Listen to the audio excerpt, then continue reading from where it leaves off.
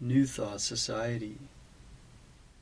Education is the most powerful weapon which you can use to change the world.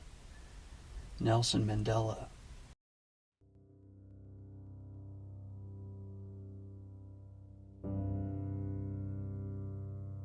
Enclosed you will find Part 24, your final lesson of this course.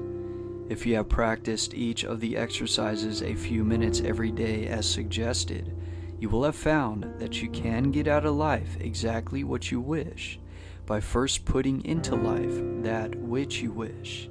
And you will probably agree with the student who said, quote, "The thought is almost overwhelming, so vast, so available, so definite, so reasonable, and so usable."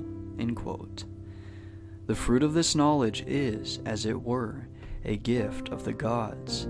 It is the truth which makes men free, not only free from every lack and limitation, but free from sorrow, worry, and care. And is it not wonderful to realize that this law is no respecter of persons, that it makes no difference what your habit of thought may be? The way has been prepared. If you are inclined to be religious, the greatest religious teacher the world has ever known made the way so plain that all may follow. If your mental bias is toward physical science, the law will operate with mathematical certainty. If you are inclined to be philosophical, Plato or Emerson may be your teacher, but in either case you may reach degrees of power to which it is impossible to assign any limit. An understanding of this principle, I believe, is the secret for which the ancient alchemists vainly sought, because it explains how gold in the mind may be transmuted into gold in the heart and in the hand.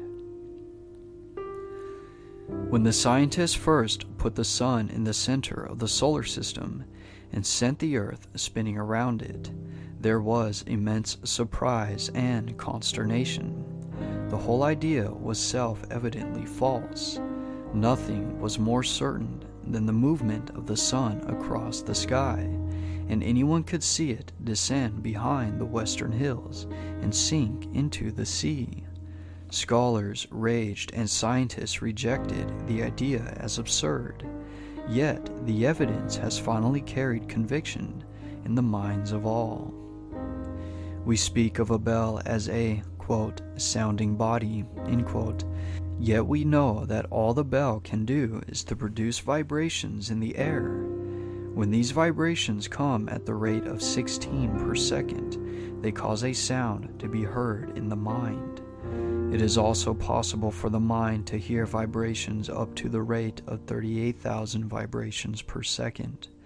When the number increases beyond this, all is silence again, so that we know that the sound is not in the bell, it is in our own mind. We speak and even think of the sun as, quote, giving light, end quote. Yet we know it is simply giving forth energy, which produces vibrations in the ether at the rate of 400 trillion a second, causing what are termed light waves, so that we know that we call light is simply a form of energy, and that the only light there is the sensation caused in the mind by the motion of the waves. When the number increases, the light changes in color, each change in color being caused by shorter and more rapid vibrations, so that although we speak of the rose as being red, the grass as being green, or the sky as being blue, we know that the colors exist only in our minds, and are the sensations experienced by us as the result of the vibrations of light waves. When the vibrations are reduced below 400 trillion a second, they no longer affect us as light, but we experience the sensation of heat. It is evident, therefore, that we cannot depend upon the evidence of the senses for our information concerning the realities of things. If we did, we should believe that the sun moved, that the world was flat instead of round, that the stars were bits of light instead of vast suns. The whole range then of the theory and practice of any system of metaphysics consists in knowing the truth concerning yourself and the world in which you live, in knowing that in order to express harmony, you must think harmony. In order to express health, you must think health. And in order to express abundance, you must think abundance. To do this, you must reverse the evidence of the senses. When you come to know that every form of disease, sickness, lack, and limitation are simply the result of wrong thinking, you will have come to know, quote, the truth which shall make you free, end quote. You will see how mountains may be removed if these mountains consist only of doubt, fear, distrust, or other forms of discouragement.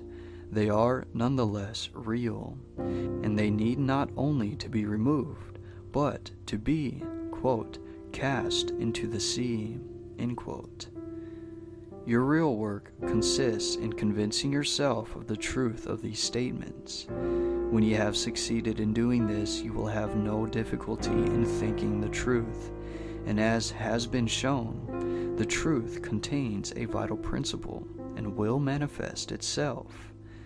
Those who heal diseases by mental methods have come to know this truth. They demonstrate it in their lives and the lives of others daily.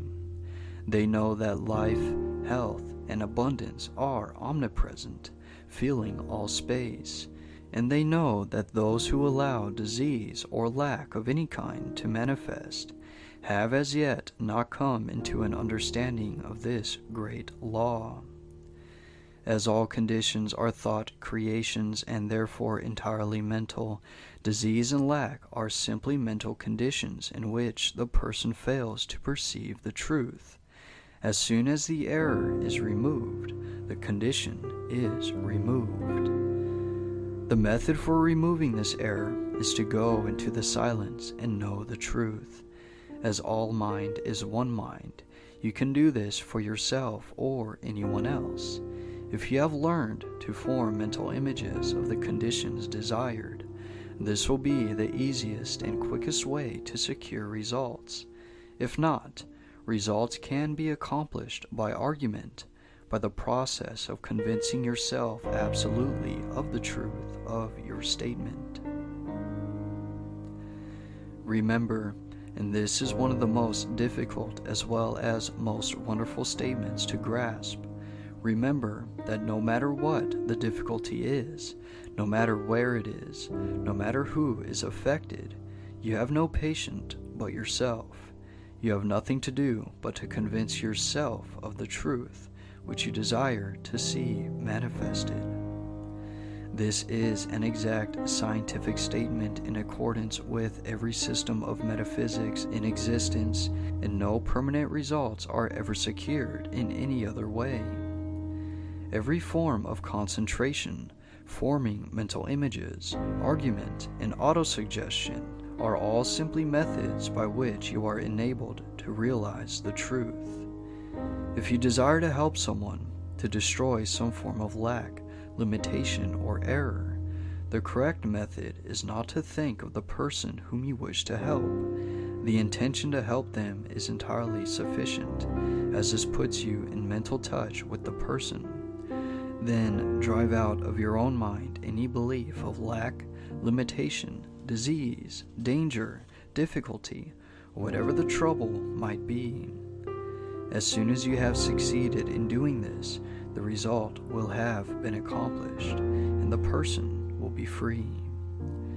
But remember that thought is creative, and consequently, every time you allow your thought to rest on any inharmonious condition, you must realize that such conditions are apparent only.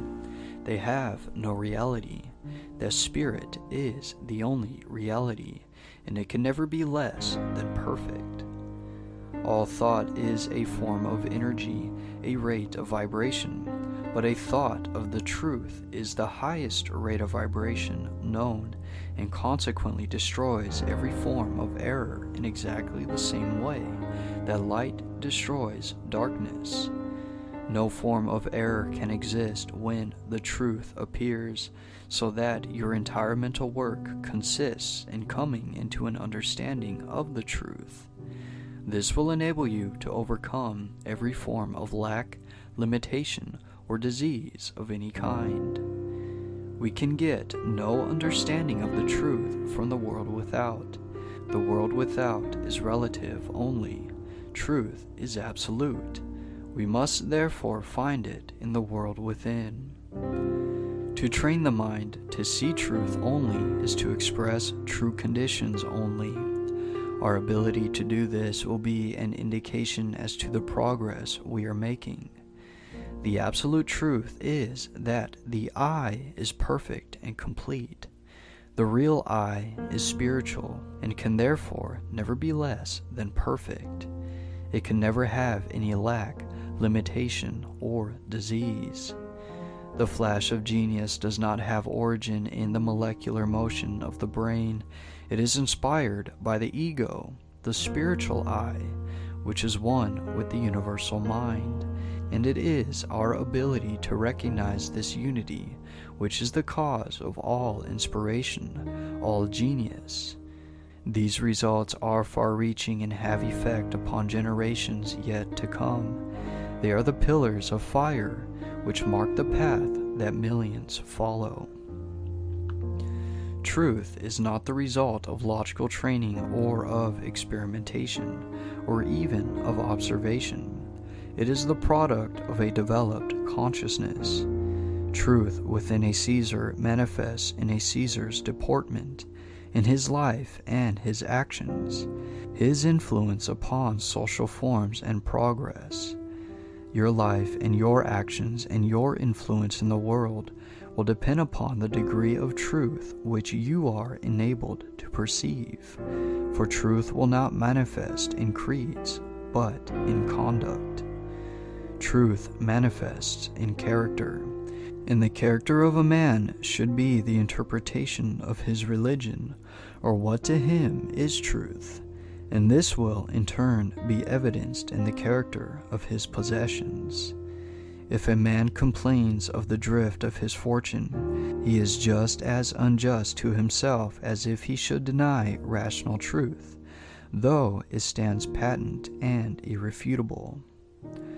Our environment and the innumerable circumstances and accidents of our lives already exist in the subconscious personality, which attracts to itself the mental and physical material which is congenial to its nature. Thus, our future is being determined by our present, and if there should be apparent injustice in any feature or phase of our personal life, we must look within for the cause. Try to discover the mental fact which is responsible for the outward manifestation. It is this truth which makes you free, and it is the conscious knowledge of this truth which will enable you to overcome every difficulty. The conditions with which you meet in the world without are invariably the result of the conditions obtaining in the world within. Therefore, it follows with scientific accuracy that by holding the perfect ideal in mind, you can bring about ideal conditions in your environment. If you see only the incomplete, the imperfect, the relative, the limited, these conditions will manifest in your life. But if you train your mind to see and realize the spiritual ego, the I, which is forever perfect and complete, harmonious, wholesome, and healthful conditions only will be manifested. As thought is creative, and the truth is the highest and most perfect thought which anyone can think, it is self-evident that to think the truth is to create that which is true, and it is again evident that when truth comes into being, that which is false must cease to be. The universal mind is the totality of all mind which is in existence. Spirit is mind, because spirit is intelligent. The words are, therefore, synonymous.